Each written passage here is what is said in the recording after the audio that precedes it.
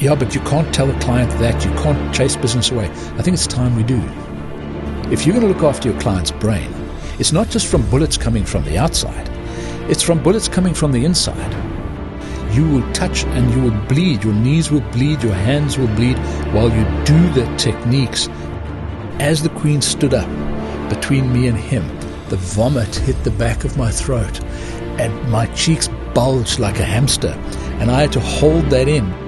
I have a shirt, I have a tie, I have a jacket, I have a gun, I have a radio. Another bottle of vodka on the floor, and he's passed out in bed.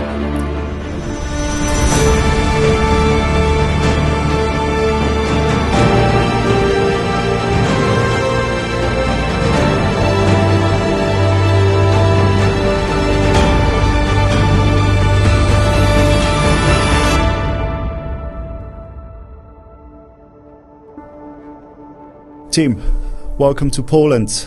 We're facing this opportunity to spend some time with you here.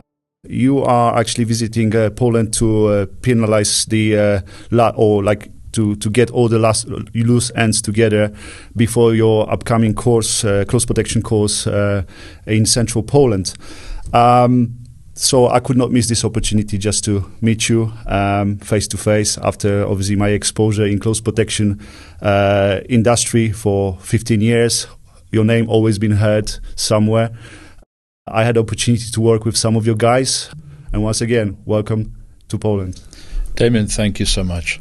What you haven't told the viewers is it's actually all your fault that I'm here. And if it wasn't for us meeting in Fraser and you guys coming up with the idea and creating the fertile opportunity for us to come here, it would never have happened. So I'm very grateful to you and EPM and Fraser at USGC. It's been a fantastic way in. We absolutely have been overwhelmed by your professionalism in terms of running the advance for us and getting things organized. We are very comfortable in Africa. It's a fantastically fertile training ground. It's a place where we have great opportunity to train close protectors in the right environment. It's an at-risk environment. It's a real environment. It's visceral. But Poland, I think, is equally exciting. I think you've got great facilities here, great people, and we're really looking forward to moving our portion of our training operation closer to our clients in Europe because, as you know, we have more than 50% of our clients are not South African. They are from all over the world, including the continent of Europe. So we are very happy to have you here. I'm pretty sure with your operation in Europe, in a way, if any way we can strengthen that, I'm pretty sure we're going to bring value into the particularly Eastern European market and increase the level of the service that can be delivered across the industry. So, Timm, I'm going to go with a couple of questions with you that obviously they've been collected from different people I know as well. First of all, I would like to actually find out, and can you just describe in a few words, like what is the formula for the success? 25 years on the market, you keep delivering the great training, very well recognized training, and again, what are the core values of Ronin South Africa? I think that's an extremely good question, and we've pondered it and we've crystallized it down to three things. As you know, we've got an insignia that's fairly well known. It's a triangle. And we look at the three corners of our success pretty much in the following three words: excellence, reality, and truth. And we believe that if you approach reality truthfully, you're capable of delivering excellence. And we teach close protection, many other people do it, but our close protection course has another edge to it, which you only really come to deal with and to terms with when you come on the program. It completely changes and shifts your life view. And we have the Ronin 10 commandments. We won't go into it here, but each graduate, these things are inculcated in them throughout the program. And they start to approach life, not just close protection, with these 10 commandments. And the question has to be, well, where did they come from? And they came from my failures. And every time I bumped my head in my career, I stepped back and asked myself, why did that just happen? And there's some hilarious failures, which I'm sure we might get into. But at the end of the day, I had to learn, and let's just take the first one. And if you can just get the first part of the first one right on your course, you're going to change your life considerably. And the first commandment is, thou shalt look and see, listen and hear, touch and feel. And what this does is it causes you to ponder whether you're truly in touch with your senses, whether you're actually looking and seeing something, or just looking at it. And so many people, especially the recent generation, struggle with the simple amalgamation of your senses and your brain. You must look at something, but you must also see it. You must interrogate it with your mind. And it's this understanding of the human that's doing close protection, which draws us to another commandment. Close protection is people protecting people against people, amongst people, for the people. And there's a lot of people in that sentence, and I think what Ronin has done is we've sought to understand the man or the woman that comes to us. What do they need to actualize into someone that's consequential in the close protection world, that will affect the outcome of a situation? And we work on the man and the woman. That's what we work on. Tech comes and goes. Gadgets come and go. But the man or the woman still needs to be the focus of training, and that's what it is at Ronin. We work on that aspect. And I think that's the key to success. We make good people better. Absolutely agree with you. The reality is the key, especially now when we're getting disturbed with all the social media and everything. I think being real, basic training, particularly this type of profession like close protection, when people can die, people can obviously be hurt. Being real, I think, is the key. Absolutely. Timm, let's go right to the beginning of Ronin South Africa. I would like to ask, why did you start Ronin Africa, and what were the main factors? And if you can just tell me the beginning of your training academy, and also run through any challenges you had throughout the years. Sure. Well, I went to university. I didn't quite know what I wanted to study. I studied a Bachelor of Arts in Philosophy and Law. I then went on to do the law side of things. I did a 2-year law program on top of the 3-year bachelor's because I condensed it down to 3. I wanted to get into the South African Special Forces. I wanted to finish with university and move forward in that direction. Unfortunately, that didn't happen. The recruitment criteria changed just as I came out, and I was no longer at the front of the list. They were recruiting a different demographic at that time. But during my final law year at law school, I met a chap called Dennis Martin. Now, Dennis Martin ran an organization called CQB Services with Lofty Wiseman from 22 and some other really interesting gentlemen, shall we call them. And I say gentlemen because they truly were phenomenally effective. I have fond memories of doing warm-up and push-ups with Lofty Wiseman in Hereford, and he was a senior gent at that stage. He was well into his 50s, and he's kind of where I am now. And when I think back to then, Lofty used to put us all to shame, and he was still doing press-ups when all of us had collapsed. So truly some extraordinary people. And they came out to do some training for farmers where we were in South Africa, and I thought, well, let's go along. I enjoyed shooting, I enjoyed martial arts, and I'd done some door work.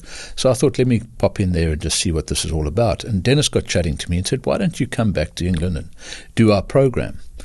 And I did. I finished university. I went to the UK and I did Dennis's program. I did MJ Toombs's program as well.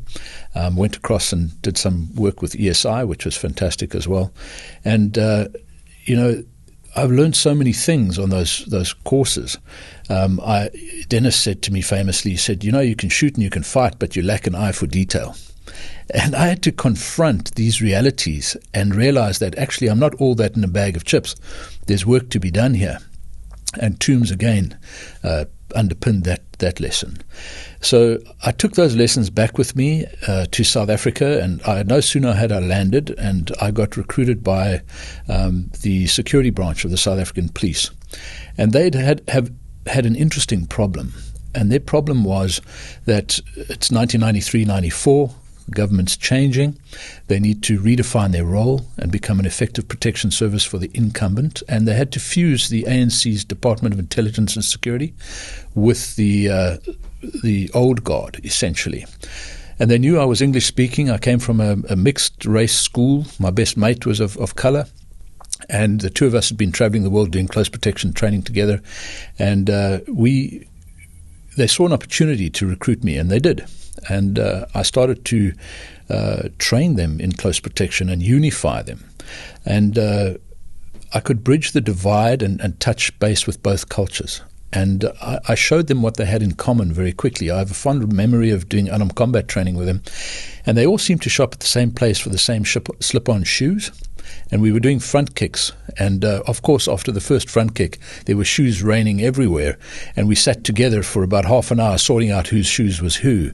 And it kind of broke the ice. And we managed to blend those two organizations together into an effective protection service, which the South Africans are. They haven't lost a president since their formation, in a very at-risk environment. And I had the pleasure of being recruited by a chap called Freddie van Wyk.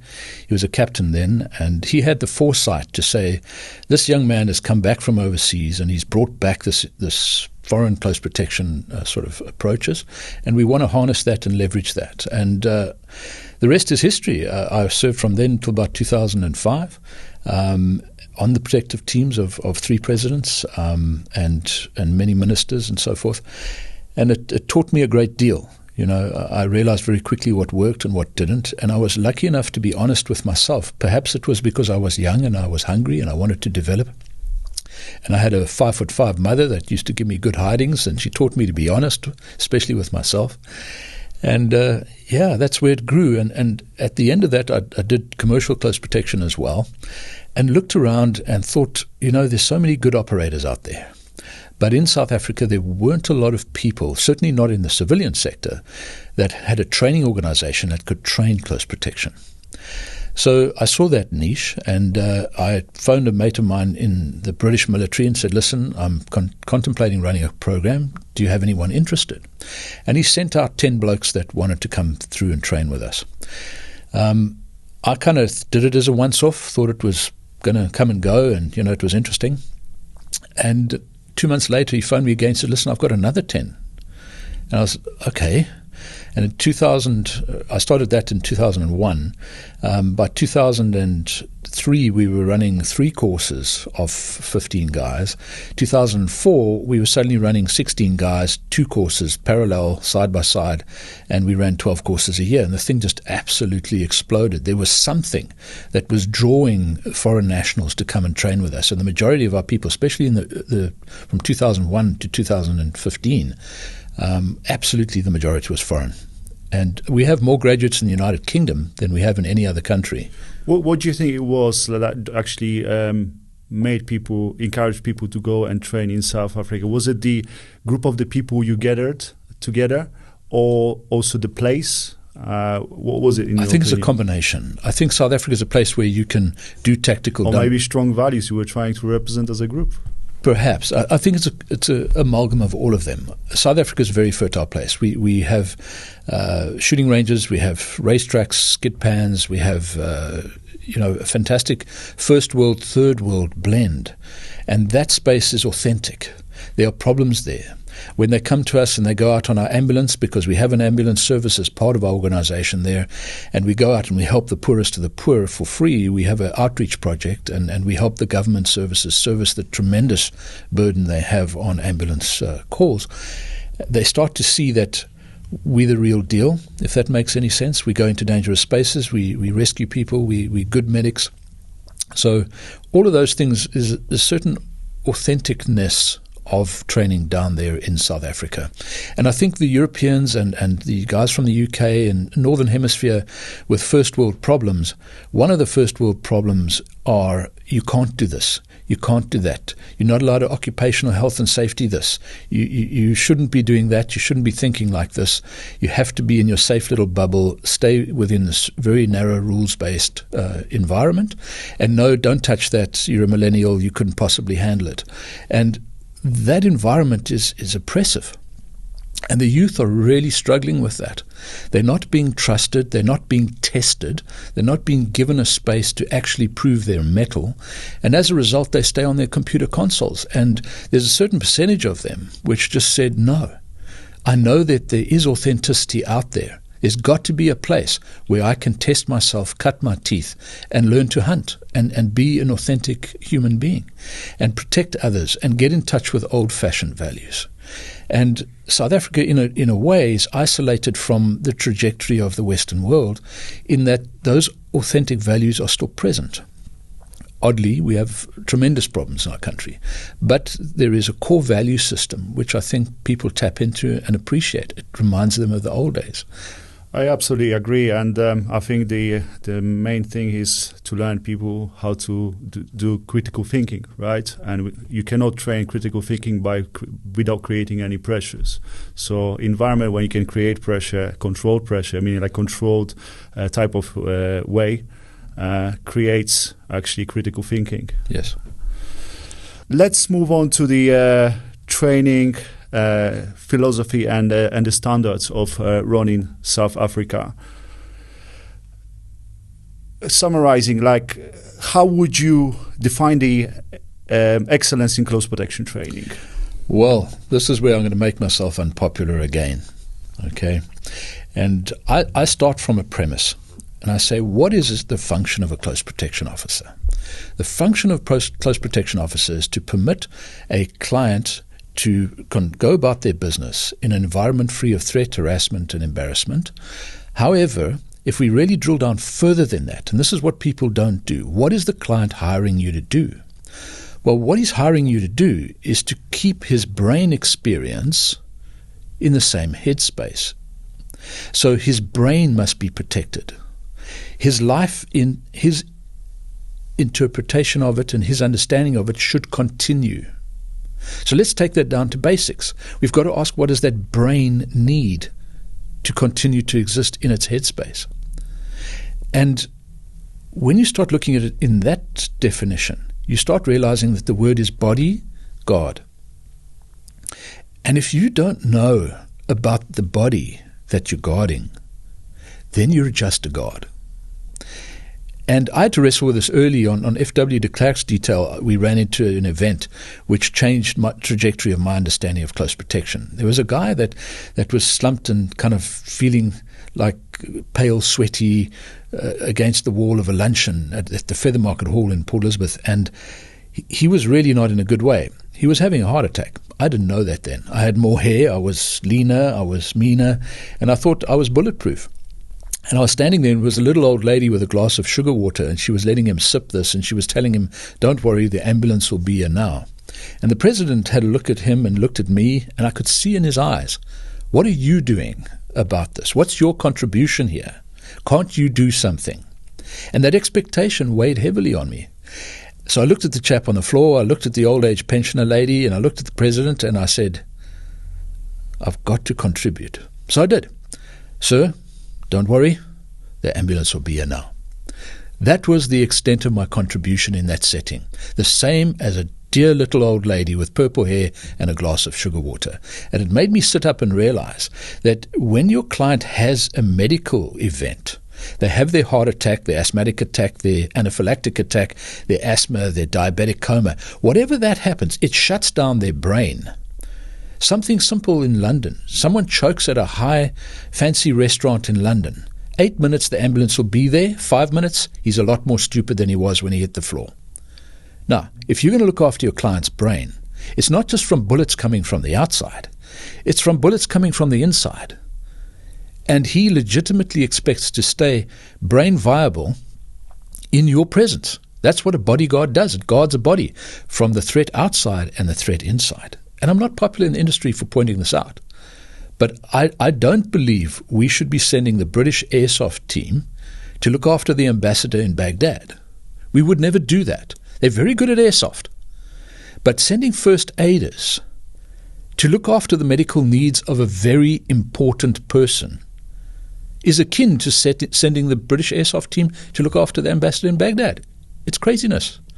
Now, yes, we've got to start somewhere. But my definition, and Ronan's definition, of a close protection officer is someone that can look after that brain of that client to make sure they don't become brain dead just because they choked in a restaurant, just because they had a diabetic coma, just because they had an anaphylactic reaction. These people can truly protect a client against all threats. And in my career, 7 out of 10 events, actions on, were medical in nature, not tactical.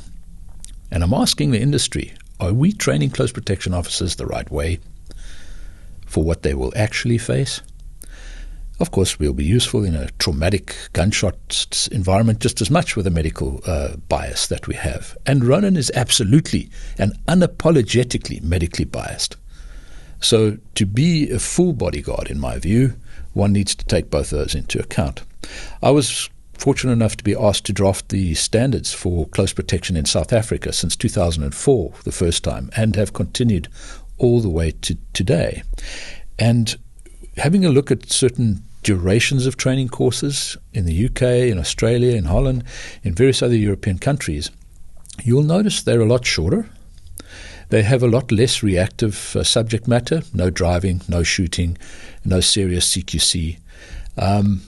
And it worries me because fundamentally we need to have those reactive skills, and medical is one of them as well. So they tend to focus on the soft skills and the prevention and the planning, which is absolutely critical and entirely valid, and I'm totally for that. But when it ends up that the chips go down, how useful are you then? What skills do you have in your toolbox? And I think a balance between proactive and reactive is responsible and appropriate when we're dealing with clients' lives. So in a nutshell, that's my view of close protection and where the focus should be. A multi-skilled person, absolutely. A balanced person, absolutely. A ethical and moral person, absolutely. A person capable of seamlessly and in an invisible and a camouflaged way moving in high society, absolutely. When it comes to medical, like especially with the current social media and everything, people do stuff that looks cool, right? They spend money on tactical training, and we have to look also here on the legislations. Very often they come to the foreign country, learn how to shoot. They go back to the country thinking like they have a new skill, and they literally undermine their medical knowledge, where actually this is something what would save life in their countries. Yes. But they actually decide to focus on something else, something that looks cool, and tactical running on the shooting range, and when their medical side is on a lower level. Let me give you a question in return, because you're asking the questions today. Let me ask you this one. How many times has the South African Close Protection Services of the South African Police utilized their firearm during the execution of the protection of a president since it was founded in the late 40s? Probably no more than 2 times, 3 times. Zero. In a country whose president was profoundly at risk for many years because 80% of the population didn't vote him into power, and thereafter, when there was resentment on the new presidents, zero. How much time do we need to dedicate to firearms use? I think it's necessary. We dedicate 20% of a course to firearms use. I think that's enough. But it certainly cannot and should not be the focus. How many times has their planning made sure that they could escape and evade the enemy? Many times. So that is very important. Medical events, very important. Advanced reconnaissance, getting a lay of the battle space so that you can operate in it better than your enemy, very important. But shooting, it's not something that you will end up in all of the time. And if we're talking about soldiering in the Middle East, well, that's a hybrid animal. That's a different story, okay? We're talking about in the Western world and in Africa and so forth, there's many times where you're not going to have access to firearms. So what are you going to rely on then? And what you need then is really good disarm capabilities and CQC training. Your enemy will bring firearms to the party. Help yourself and feel free to use them thereafter. It's no point just learning disarms if you don't know how to use the firearm after you've taken it away. So you absolutely need to have cross-training in that space. But you're going to end up evading your enemy first and foremost. But if you're cornered, you better have the skills to punch a hole and escape and evade again. Because you must remember, you're not a police officer or in the military anymore. You have an overweight, old, non-combatant that is with you, tied to you at the hip, who's in that same space. They don't want to be there. So you need to run from danger. You need to escape and evade from danger, because you do not have a full team of combatants with a unified purpose of dominating that space and going towards the problem. And that's where policemen and military personnel struggle with close protection, because we say to them, no, don't run towards the danger like you always have. You're not expected to dominate the danger. It's not your problem. What your problem is this person needs to not be here. So escape and evade is your focus. Yes, we are asking you to be a professional coward. How do you feel about that? And that's the wraparound you've got to get your head around as a military or police veteran. I need to run because of who I'm with. De-escalation. Absolutely. You need to avoid the problem. You need to evade the problem, because that's the only way you're going to win. Second place is available if you can really fight well. Third place, you don't want to come third. First place is off the table as soon as you go physical or tactical or kinetic. So you want to get first place by good planning, escape and evasion. You want to surprise your enemy every step of the way. What sets Ronin graduates apart from others in the field of close protection? You mentioned about the 10 Commandments. Do they actually project on their behavior later on in the field of close protection? I'll give you an example. Yes, it does, and beyond. I get emails every 2-3 months saying, Tim, I just want to thank you for the tremendous transformative change that took place in me on your course. You gave me great skills in close protection. I had a very interesting career for which I'm grateful. But I just want you to know that those 10 commandments that you beat into us on course, those put me in a position that I could transition into my new career as a long-haul pilot for Qantas. If it wasn't for what I learned on the course, I would never have made the grade. So these things go on and linger on well past your close protection career. There's a certain personal transformation that takes place on course, which you didn't pay for, you didn't know you were going to get, but it's a bonus and it shifts people's lives tremendously. And also, I believe you have 5 weeks to install these commandments in their head, where any other training providers, they normally spend around 2 weeks to expose them to the training. Absolutely. I mean, I can't criticize a 2-week course, because my courses in the 1993 were 1 week long, bar ESI, which was 4 weeks at that time.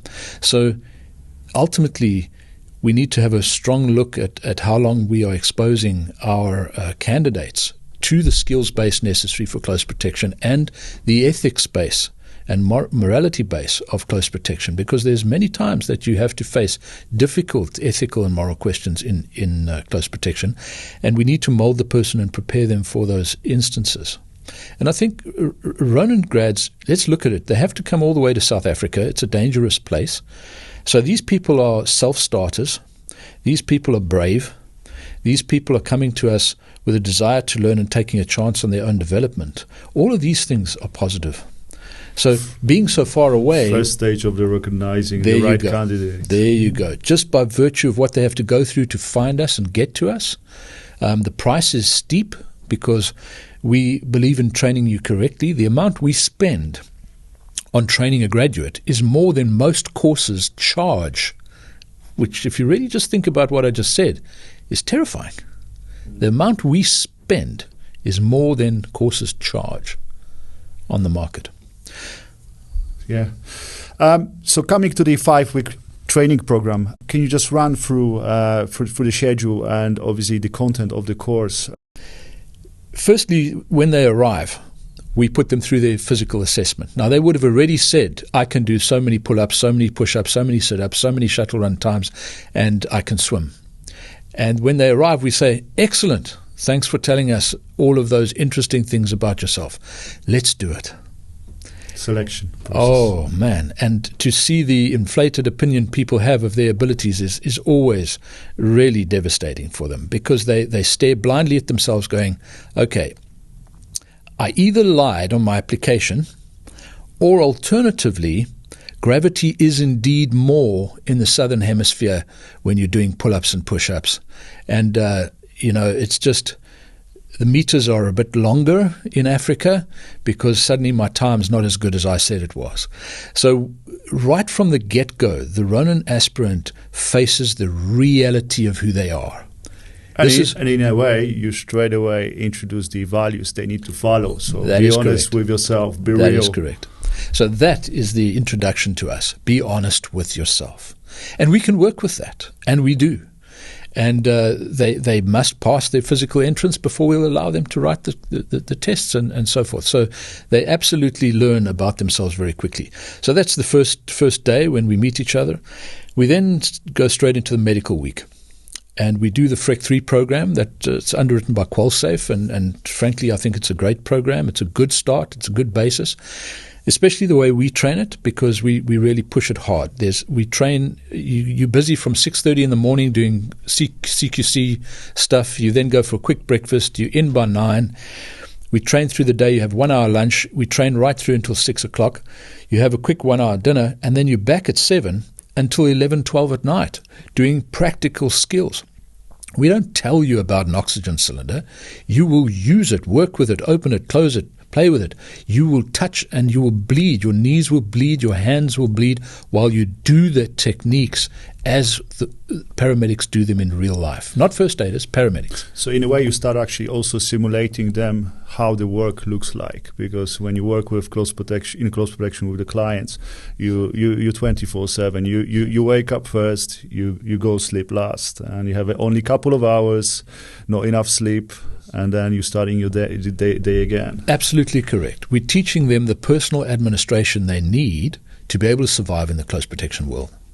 Because, as you say, it's a minimum 16-hour day. People didn't get that successful by being lazy. So your clients are people that work hard and long hours. So you have to match that. And they learn that in week 1. The next week will be operational planning, reconnaissance of venues, pedestrian escort, planning of operations. So we take them through that full process, and we don't leave them hanging. We have an operational template we train them on, so they have something when they leave so that they can refer to and utilize. But we go through searching of buildings. We have very progressive, different, almost contrarian ways of doing things like pedestrian escort. We look at the foot formations that were taught to us in the old days and are still taught today, and we show them the problems with them. We alter them, and the light bulbs go on. They say, but how can the world do it that way? And we say, well, it's because they're not being honest with their experience.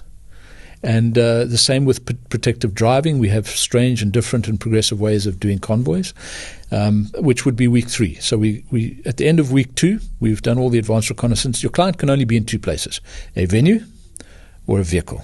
That's the only places in life your client can ever be, if you think about it. So if you can do an advanced reconnaissance of venues really well, and you can do your advanced reconnaissance on your routes really well, and then function with reactive abilities in those 2 environments, close protection, job done. Because that's what it's about. That's the only places they can ever be.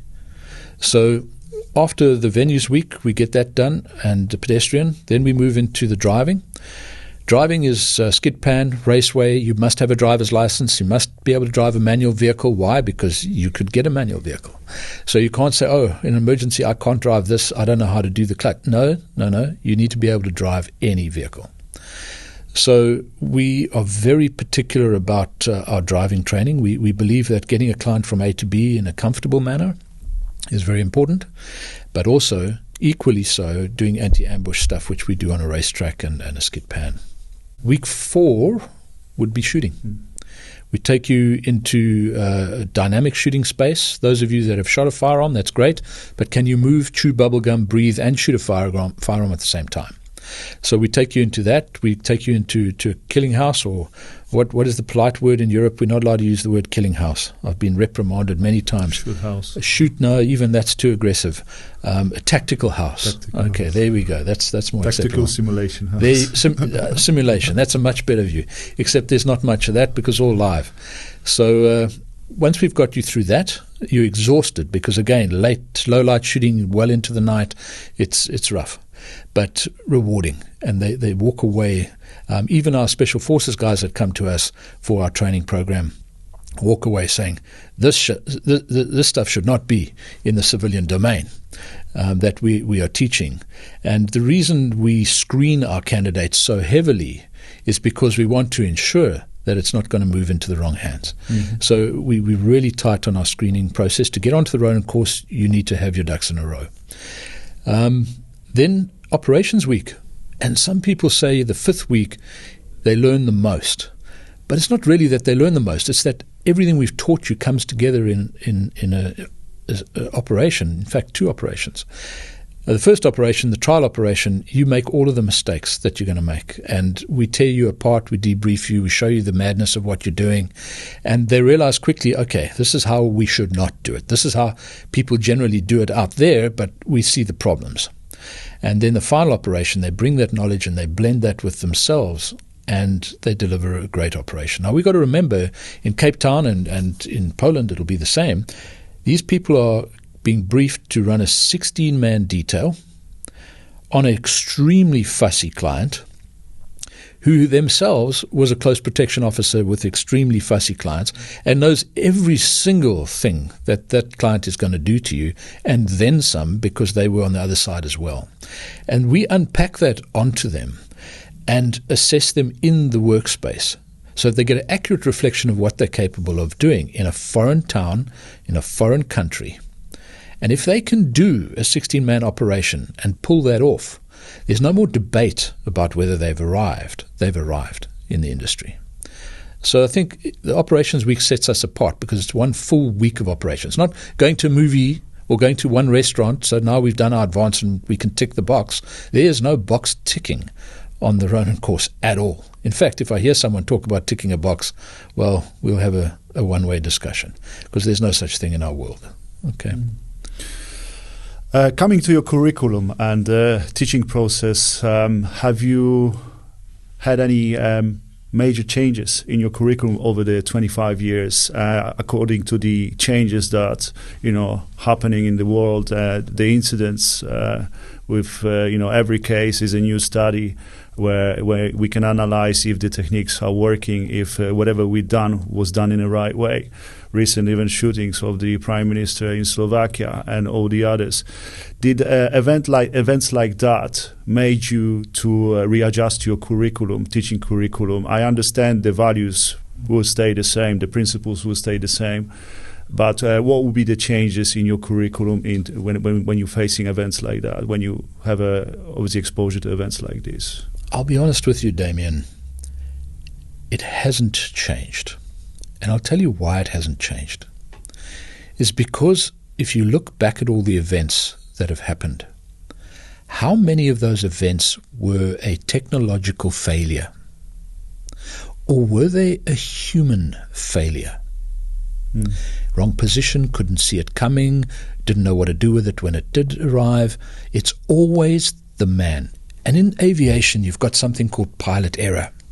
And pilot error ends up probably the cause of most crashes. It's seldom a technical issue. The same is true for close protection. And we absolutely focus on the man, how the person protects the person from the person, between the people, for the people. Well, that's our focus, and that hasn't changed in thousands of years. And let's first get that sorted out and solve 9 out of 10 assassinations, and then we can talk about tech. We are sensitive to tech. We love tech. We can go and do CPD on tech. We can learn new tech. We can use new tech. Fantastic. But you've got to beat the man if you want to get to the man. And understanding that fact, we've got a lot of work to do there before we even start talking about changes of tech. And tech comes and goes. And it does. We use new systems now, and that's great. We're up to date. We're sensitive to that, and we do evolve. But what we've noticed is the same old mistakes are being made. If we go back to Yitzhak Rabin and we look at that, we go to the Slovakian Prime Minister, we go and look at that, and so it goes on. We're making the same human errors every single time. We're setting ourselves up in a very human way for the next failing. Let's stop doing that first. Then we can talk about 10% more on tech development. If you have a look at the survival world, you recognize someone that's incredibly good at survival by the fact that he has an axe and his clothes and a wool blanket, and he goes off into the wilderness for 2 weeks. He has an absence of kit. You recognize the rookie close protection officer just by looking at the bulge around his waist. He's got every single gadget known to man, to the point that he can hardly walk. So the same is true of paramedics. You recognize the old paramedic, the accomplished close protection officer. These are people that have very little equipment on their body. Doesn't mean it's not there. It's just in more intelligent places, so that they are free to move and do what human stuff needs to be done to protect the human. And I am refreshed by the fact that we want to perfect the human being. That's where the focus needs to be, not the kit. I mean, we'll get a new bulletproof vest every year. That's fine. But how does that affect my training? It doesn't. I need to fill that vest with an intelligent, capable, fit, and very hard to kill individual. That's what I need to do. Timm, we're going to move on to the Brotherhood of Ronin graduates.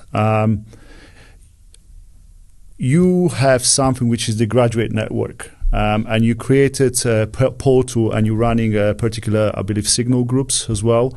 Overall, I would like to ask about your support to the graduates post-course. The Ronin Graduate Network or Graduate Portal on our website, if you go and click on it now, a non-graduate can see what's there, but they can't use any of it. So if anyone's interested, have a look. There it is. And in that portal, you would find the following kinds of things. You'd find a graduate geo-community where you can locate a graduate in pretty much every country in the world who has local knowledge, local network, and infrastructure to contribute to your team. Now, that is in itself a tremendous resource because you know how he's trained. You've been through the same process. He understands your expectations. He speaks the language, and he has an infrastructure that he can lend to your team. You don't pay for any of this until you press his button, and then you come together on a team and off you go. So there are intelligence agencies that don't have that amount of reach in the countries that we have. So it's a tremendous resource to form teams around the world. And very often these people are after military backgrounds, law enforcement backgrounds, so they have friends who are still serving. They are able to bring their intelligence into the table. Of course. And the other thing you'll notice is that there's a searchable graduate database. If you decide you need a female protector, and you mentioned Brotherhood, it's a brother and sisterhood. So you need a female protector for a Olympic-level horse rider who must speak German, who must also be an advanced life support paramedic registered with the Healthcare Professions Council of Great Britain, must be able to snowboard,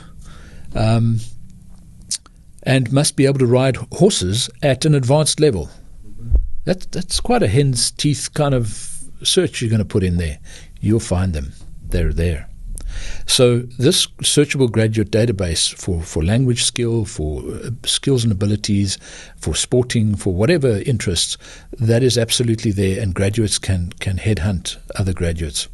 We have a job shop because we've got 2,000 people out there, and they are weekly, daily almost, sending in job opportunities, both on our Signal group as well as on our email group, where we put it in the job shop, and you can go and have a look. If it interests you, you will then apply directly to that organization. There's no commissions, there's no nothing. And our access to the graduate portal is free for your first year. But from your second year, you have to pay. Well, what do you have to pay? 10 euros a year. Why? Because you help maintain the database so that the guys just coming into the industry can have it for free as a welcome into the Brotherhood.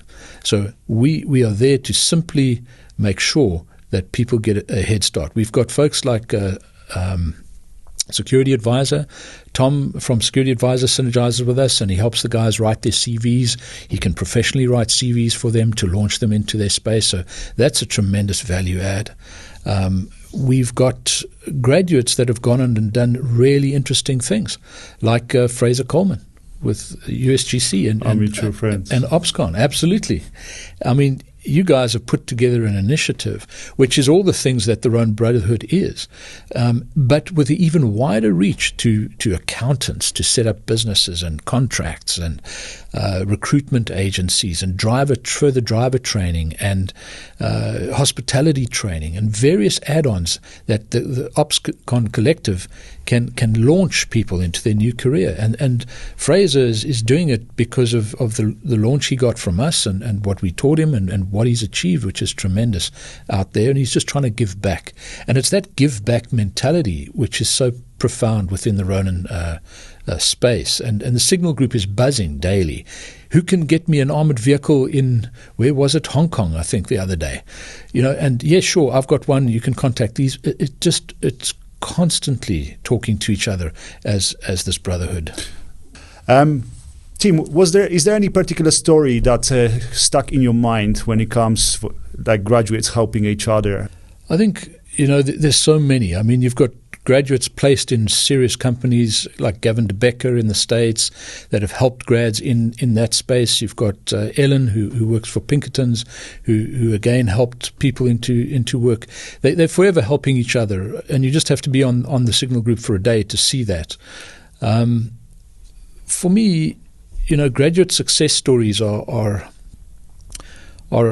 always something close to my heart. And I remember fondly a Swede who came to us, and he struggled. He didn't manage the SWAT side of things. He had to come back for SWAT week again. He did. He passed, and he was solid. And he disappeared. And within 3 months, he was, through the grad network, posted in Mogadishu. And then about a year later, he emails me from Kenya, where he's in charge of diplomatic security for the sub-Saharan Africa for the Swedish effort in Africa. And his success was just profound to watch him leverage his contacts and his networks. So you have many success stories that happen. Any particular course that stuck in your mind, or individual story of the individual? Oh, man. We've got the person who spent the shortest time on the Ronin program. I can tell you that story. He arrived from Australia, and he'll remain nameless. He landed. We checked him into his accommodation. He managed to punch a hole through his door, cut his arm. We got him sutured up. We told him to sleep it off, and we see him tomorrow at registration. He wasn't there. We went back up, another bottle of vodka on the floor, and he's passed out in bed. We sobered him up. We took him to the airport, put him back on his flight. He didn't even get to register on course. So that's the fastest time spent on the Ronin course, because we just filter out the people that are not ready for the experience that we're going to give them and what they want. You cannot come to us wanting to protect human life when you're not in control of your own. You cannot protect your own body. Let's move on to the high-performance environments and mindset. As you say, a lot of your graduates, they operate at the end of the day in a high-risk environments. You mentioned Somalia, Kenya, and other areas in the world. What skills and mindsets do you think are essential to work in high-risk environments? I think the first thing, and how you can cultivate them, how you can actually train them on a daily basis. I think physical fitness is important, because if you are not physically fit, you're going to struggle to be mentally attentive under the duress of long hours and hot environments or whatever the case may be. And it's going to degrade your performance and protection very, very quickly. So you need to have a body that listens to you and sustains you in that space. So definitely being in physical shape is good. House cleaning is important. You need to realize that you take damage in your environment protecting people because you see things that normal people don't see. You're part of things that normal people are not a part of.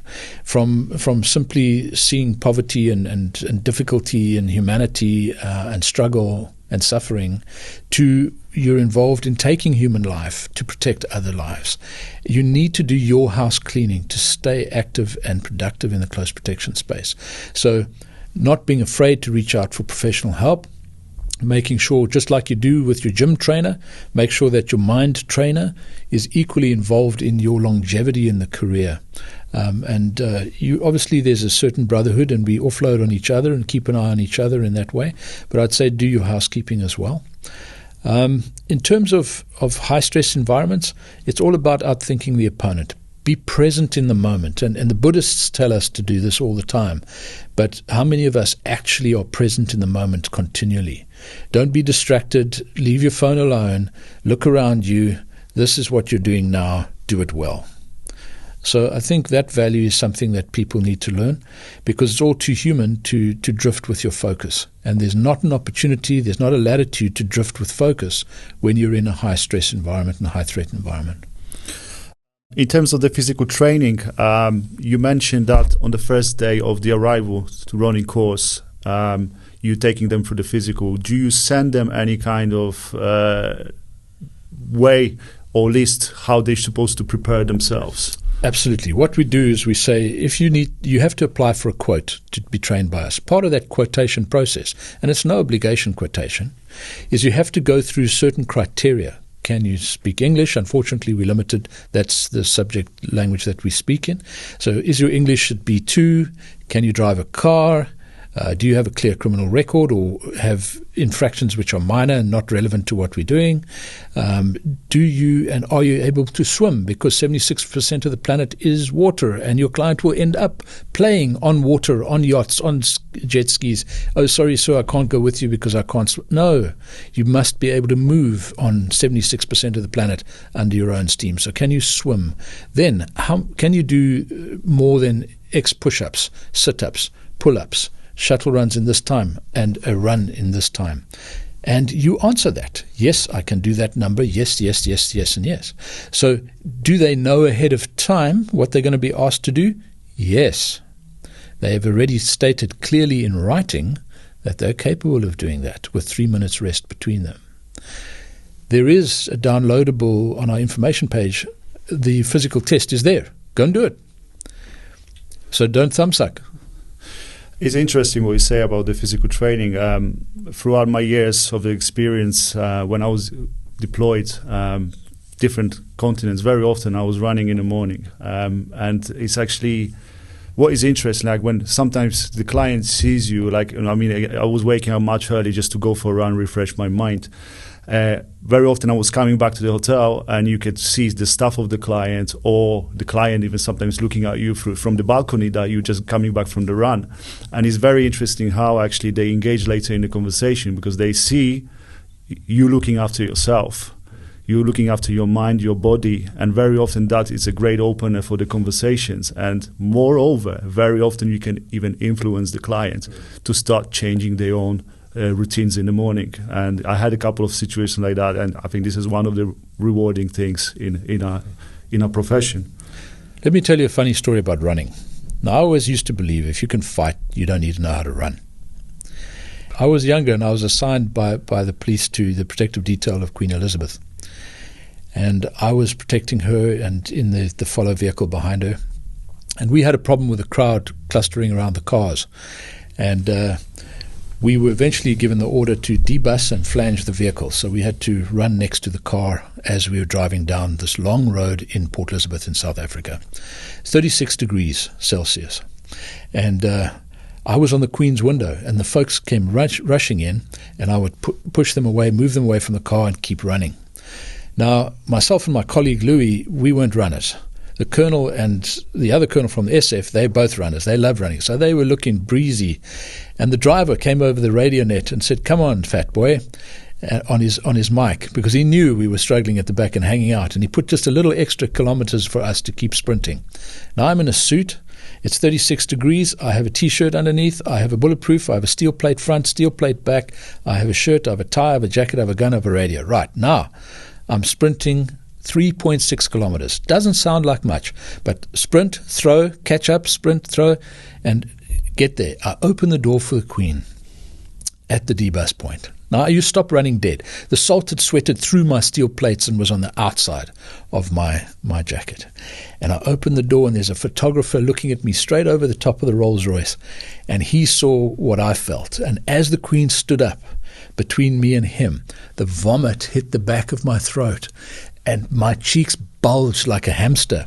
And I had to hold that in because it was going to be Pulitzer Prize stuff if I vomited on Queen Elizabeth on that day. And in that moment, when I swallowed my own vomit, I said to myself, Tim, you need to get in shape, son. You need to be able to run, because sometimes it's not about fighting, it's about running. And that was when I realized, hang on, there's something to work on. Absolutely. Timm, about your legacy, what is your goal? What kind of legacy would you like to leave behind? I know Ronnie's got a couple of good years, or to run, and again, we would try to, obviously, of course, support you here in Eastern Europe with this as well. But what would be the ideal legacy for you that you want to leave? When you look at what close protection is, we are the ultimate bastion of democracy. I would love to watch the youth, the young ones, the upcoming ones, protect their leaders and protect democracy by ensuring that leadership is changed based on merit, not on opportunity and violence, but on voting and the democratic process. So we stand in the shadows of history as close protection officers. And if it wasn't for us, history would be vastly different.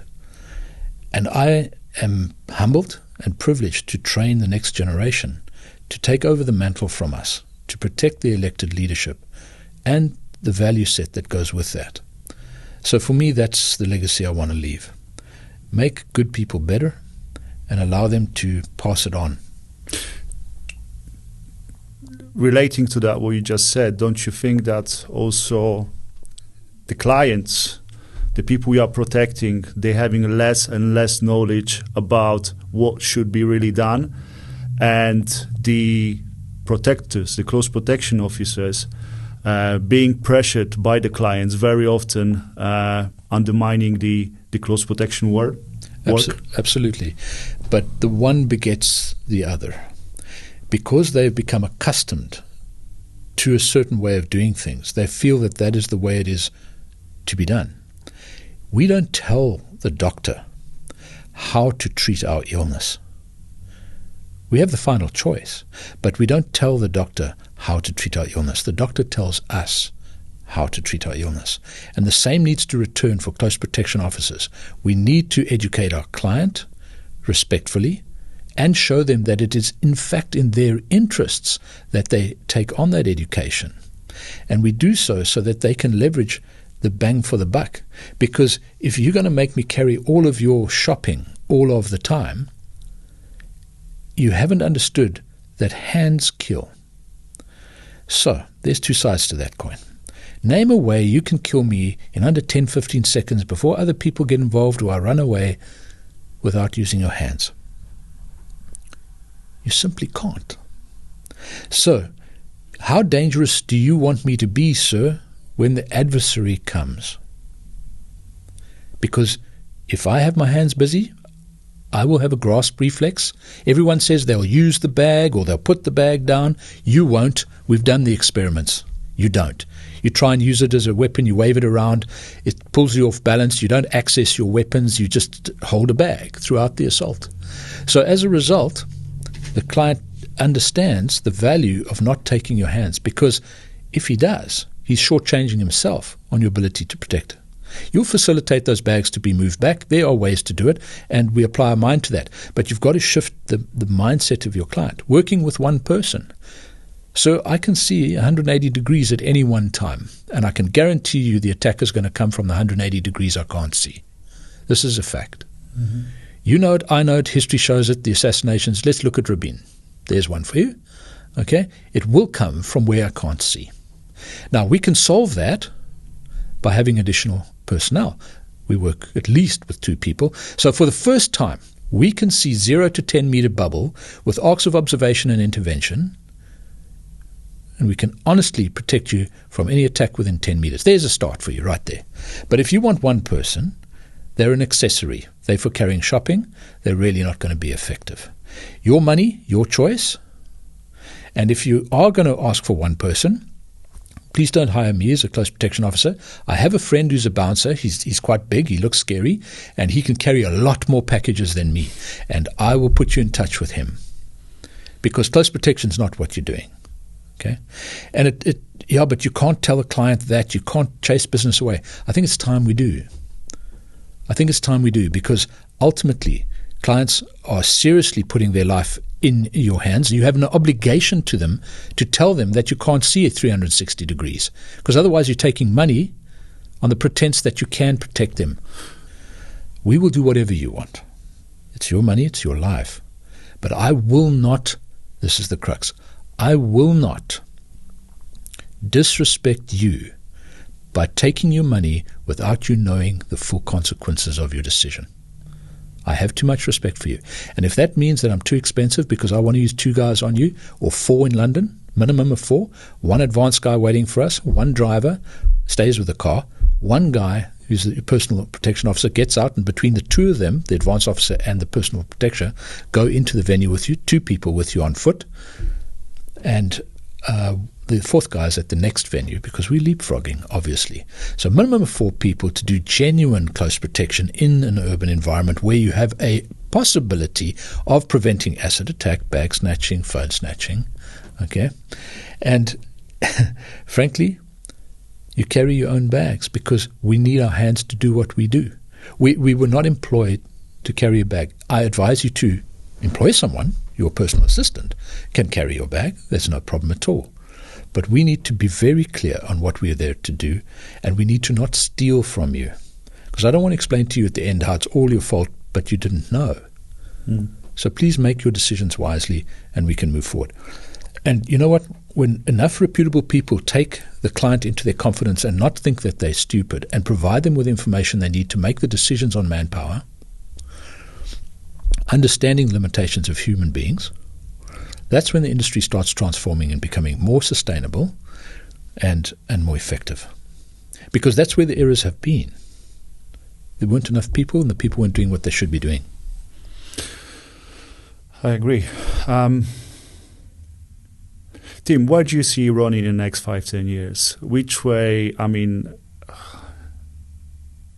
you're going to evolve, and what's the vision of Ronin? People always ask me that, and some people have approached me to buy Ronin and franchise it, because they're like, we make Rolls-Royce, we don't make VW. So they want to franchise it. But they lose the value. That's exactly right. And I've resisted that. It will take a lot of money for people to put down a 6-figure check before I'm even talking to them about it. I'm quite happy doing what we're doing. We make Rolls-Royces. I'm not interested in massive franchising and mass production. We've never been mass production. We never will be as long as I'm around. We're there for the unique few that really want to walk a different path and be something truly special. So the answer to the question is exactly where we are now. And what kind of advice would you give to the new potential people who are going to come on the course, Ronin and any other training providers? If someone who wants to break into the close protection industry, what is the advice for them? Choose your training provider wisely. I'm not going to say Ronin's the best, and I will never say Ronin's the best. I can't say Ronin's the best, because I have not done all of the rest. So I'm not going to stand here and tell you have to come to us. All I will say is this: make sure you compare apples with apples. Think about what we discussed earlier. Will you be given all of the reactive and proactive skills to protect the brain of your client? Because you're going to need them. Do they have strong medical? Do they have a driver program? Do they have a shooting program? Do they have a hand-to-hand program? Not a non-pain compliant physical intervention nonsense. I'm talking about when bad people come to do bad things with weapons, how good are you in that environment to function? So ask the hard questions of what it is. And if you need regulatory approval and you need to get a tick in a box, then separate that from your close protection training. Go get your tick in the box. But when you really want to get trained to be able to do close protection in environments that require close protection, then choose very wisely on who you go and spend your money with. I mean, just commenting on the price of the course, looking at your competition, currently they're around, let's say, between €2,500 to €3,500, euro, okay? But they're providing 2 weeks training your training is 5 weeks. So if you double that plus add extra week, it's pretty much the same time. It's the same money, but the exposure to the training is much longer. We prefer to be a holistic trainer, one-stop shop. We refuse to do basic close protection, intermediate close protector, advanced close protector. This is a money-making artificial differentiation. And if you ask, the truth here is the assassination team are not going to send you a WhatsApp to say, guys, how many intermediates and basics have you got on your team, just so that we can match that, to send only basic assassins and intermediate assassins because you don't have any advanced protectors on your team, so we're just going to do that so it's a fair fight. That's never going to happen. So you never know what the skill level is of your adversary. So you can either protect a client or you cannot protect a client. So we put everything in one course. We give everything that we've got to you.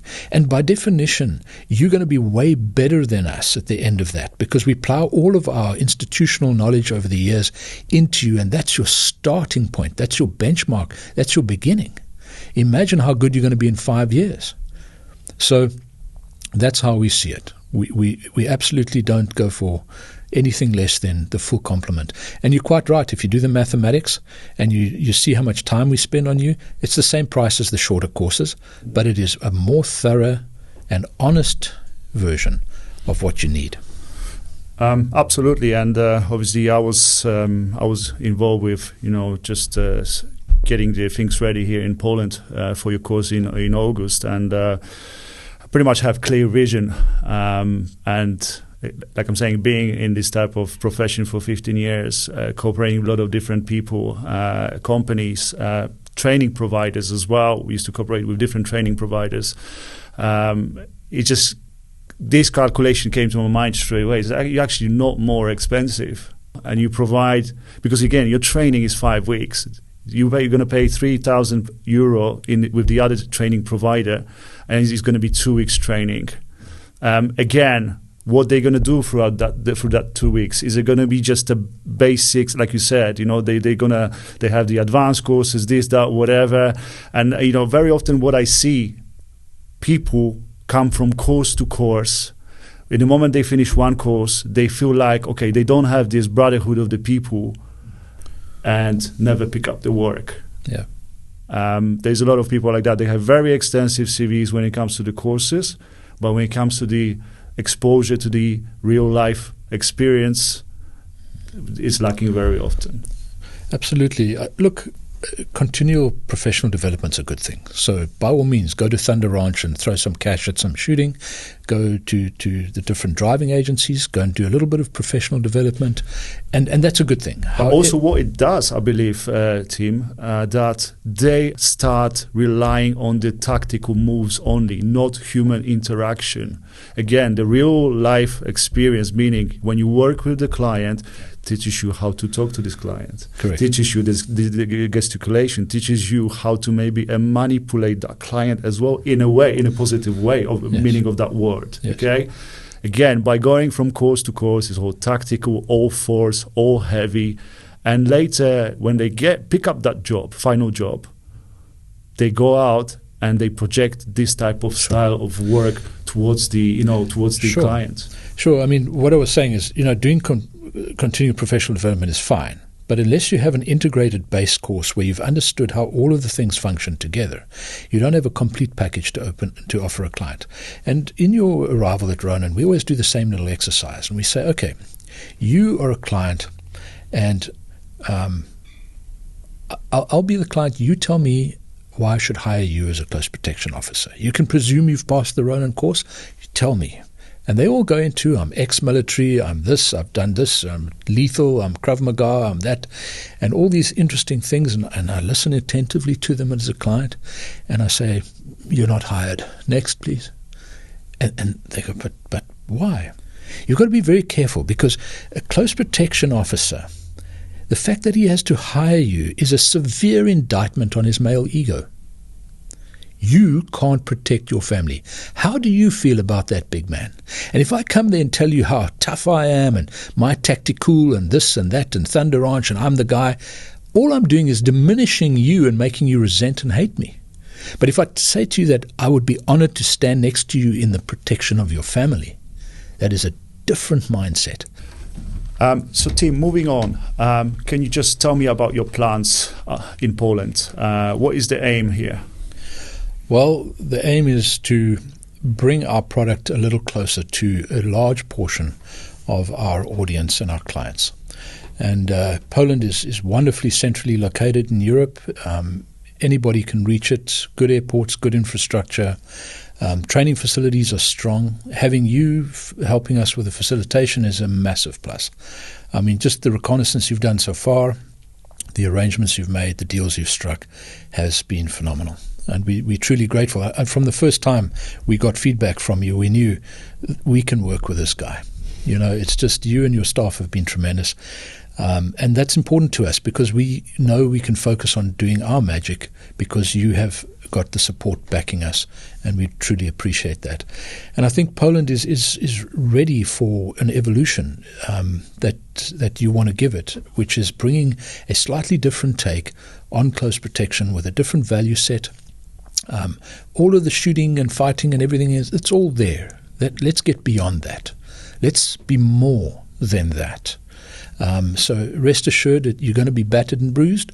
Rest assured you're going to learn new skills that are going to make your head spin.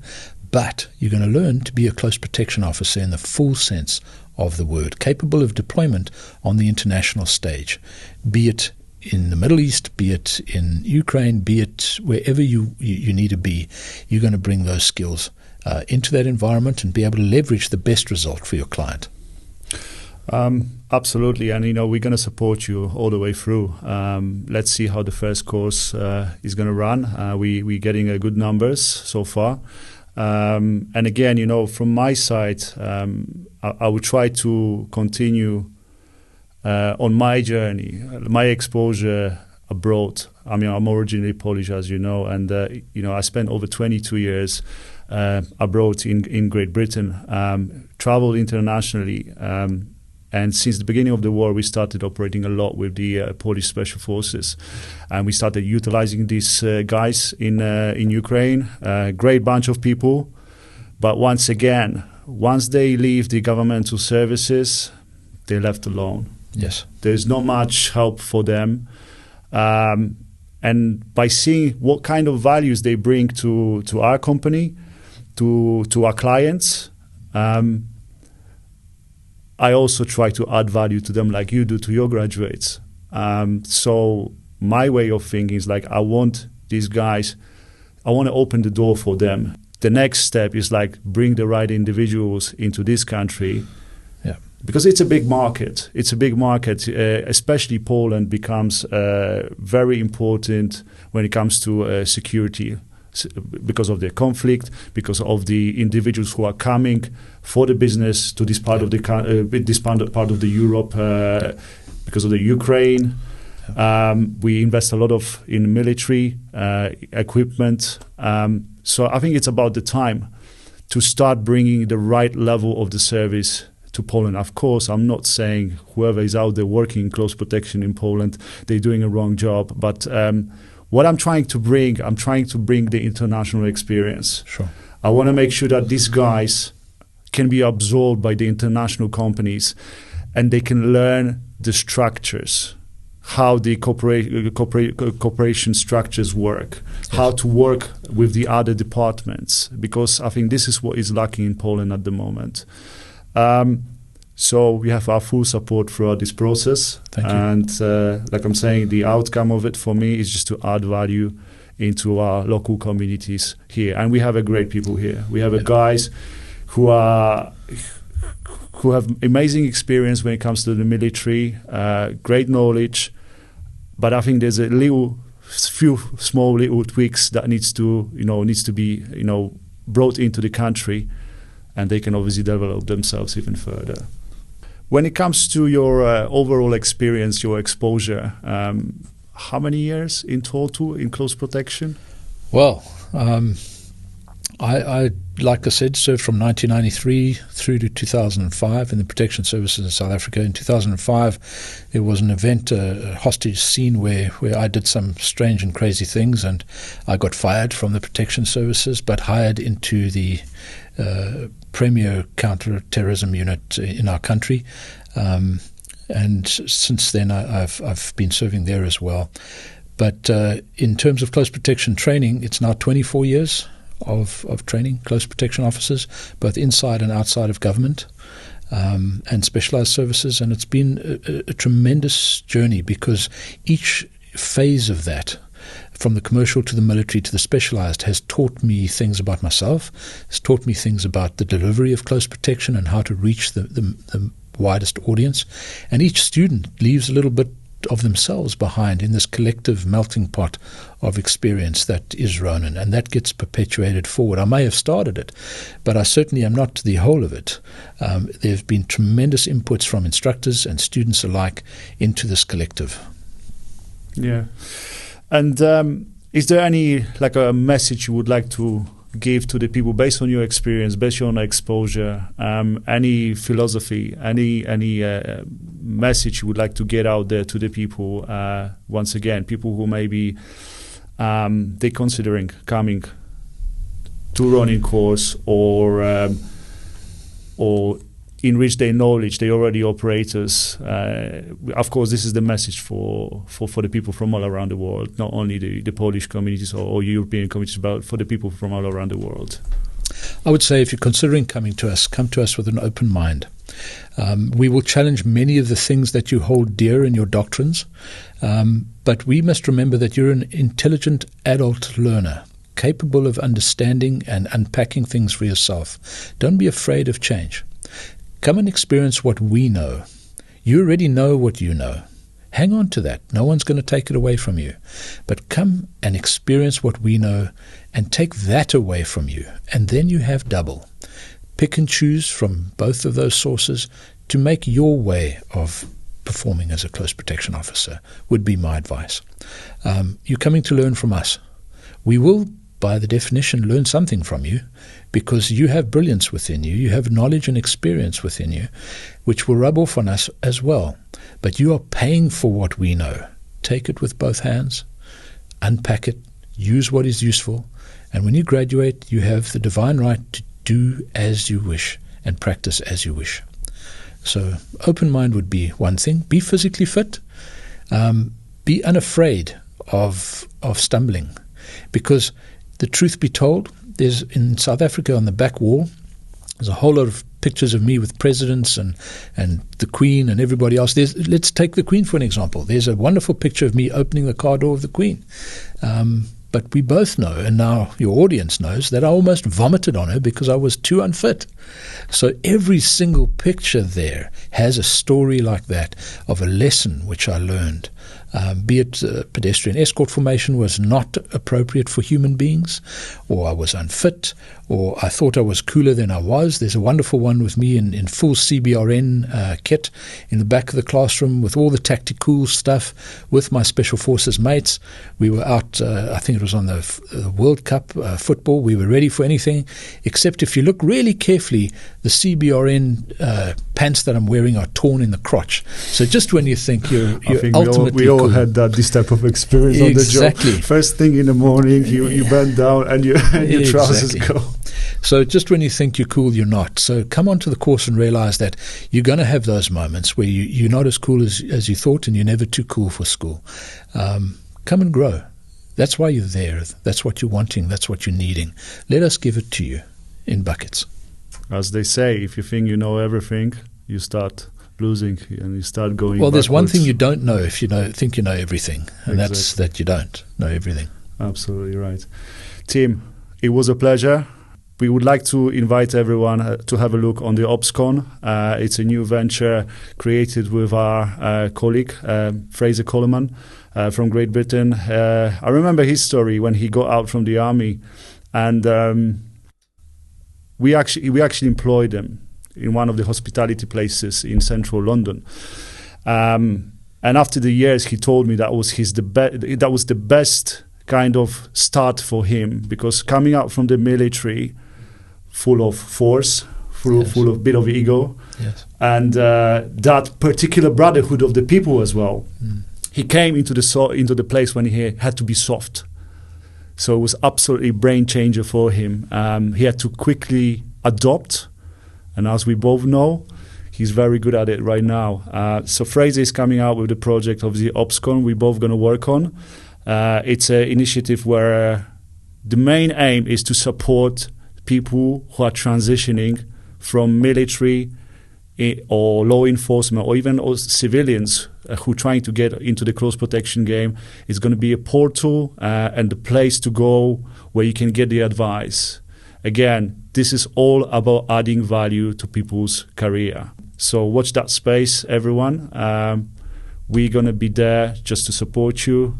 Thank you. We are so glad that we have you. We have something what you already built, this great legacy, community of the people, to be part of it. Let's build something together. Let's bring value into the close protection world. Thank you. It's a very humbling privilege to be associated with you guys, and we fully support OpsCon. It's a tremendous initiative. It builds on what we were doing already, and it's just fantastic to see grads doing that kind of thing for other graduates as well. Timm, thank you very much for your time, and let's move on with the project. Thanks, Damian.